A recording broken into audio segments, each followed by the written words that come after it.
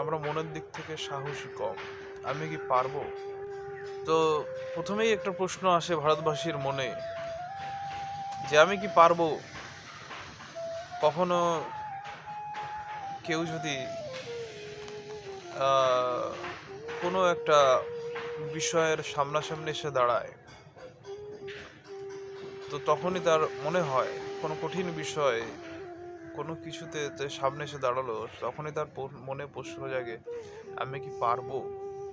এবং তারপরে প্রশ্নটা হয়, অ্যান্সারটা হয় যে আমি পারবো না। এই যে হিমালয়, হিমালয় কেউ জয় করেছেন। প্রথম এই হিমালয় শৃঙ্গ জয় করেছেন একটা মেয়ে, তার নাম হচ্ছে জুনকো তাবাই, যিনি জাপানের অধিবাসী, অল্প বয়সী। তিনি এই